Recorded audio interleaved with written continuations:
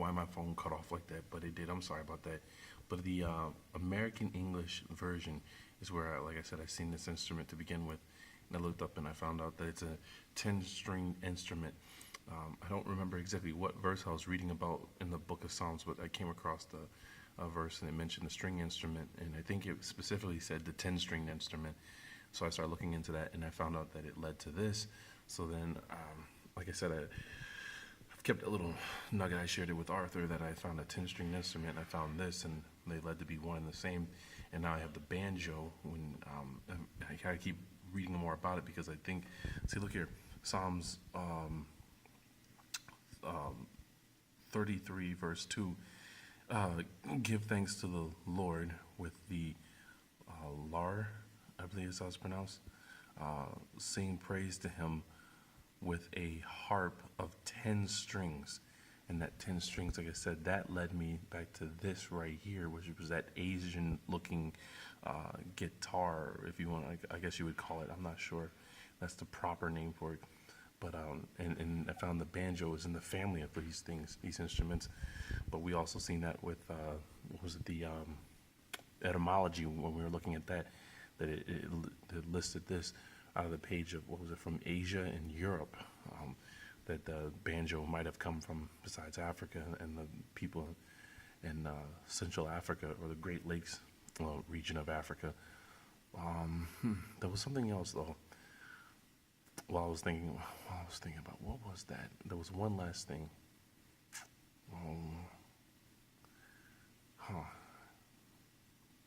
What came to that? Oh, that name, the how does it say, Bantu, I believe it's how it's pronounced. Let me see if I can. Let's see this. One moment.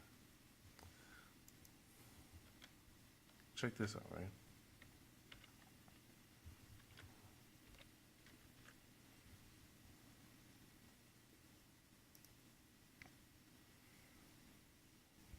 No,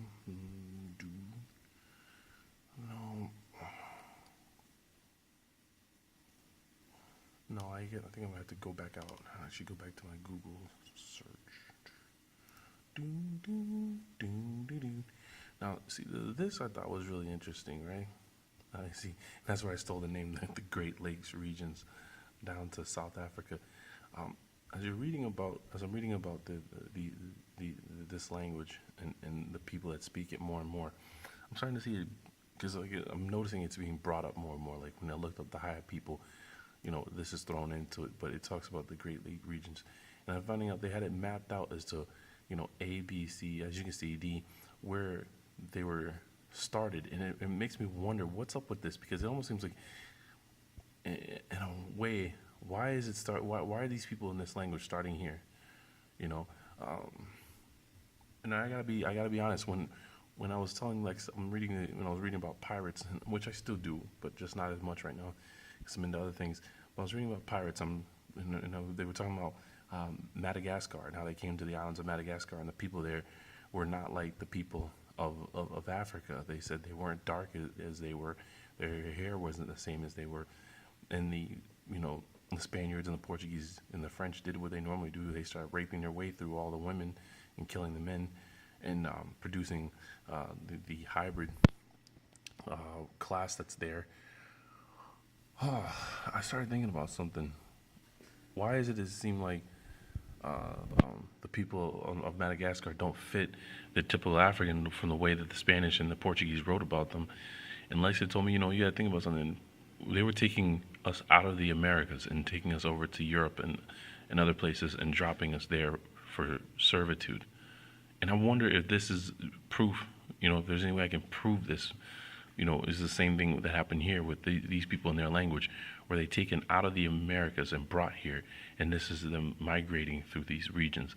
Because it almost seems like as if they weren't there to begin with. I just thought about that, because like we keep finding stuff that leads back to them. Now the banjo, check this out too. Where was that?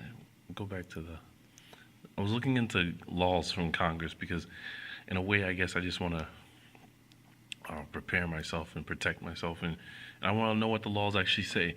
But I fooled around. I got bored, and I started looking up Haya laws, right? And I actually got a hit back on stuff, but it leads back to the people of Africa, and I thought this was strange, you know. But this book here, it has a little bit of everything. It's called the Library of Congress, subject hands. I'm sorry, headings. I'm sorry. Why did I say hand? I'm so sorry. I'm sorry about that. But this is laws for everything. I knew they didn't read right. That's why I would pause there. But there's laws about everything. I mean, it has what aliens, Greek laws. It has just I mean everything you could think about. It's all written here. The crime laws and stuff like that. Capital laws. Look here, it has Willis laws. I don't even know what that is, but it caught my eye because I found out my biological last name is Willis. Well, that's just no. I can do it tonight, but it has war laws, Greek war laws, right? And right here, it has the Haya laws, Hebrew laws, Jewish laws, He laws. It just keeps going on. I mean, the He people of Africa laws, the highway laws, all. I mean, it's loaded. So it has Hittites. It keeps bringing up Hittites over and over and over again. Hittite laws, ancestral laws, Hittite laws again, gifts of the Hittite laws, stuff like that. So it's a book. I gotta take the time and read this stuff and look up what it says and find out what this is all about. But when I Google this, the Hittite, I mean the the Haya laws, it brought me to the people of Africa. So I'm not quite sure why there's the Library of Congress has stuff on this, but I thought it was really interesting. Um, I guess I'll do this. Probably should have saved it for another. No, I'll save it for another video. Anyways, this is M.W. Smith. I hope this was. Uh, it brought some type of new knowledge that we didn't have before. Anyways, have a good night, everyone.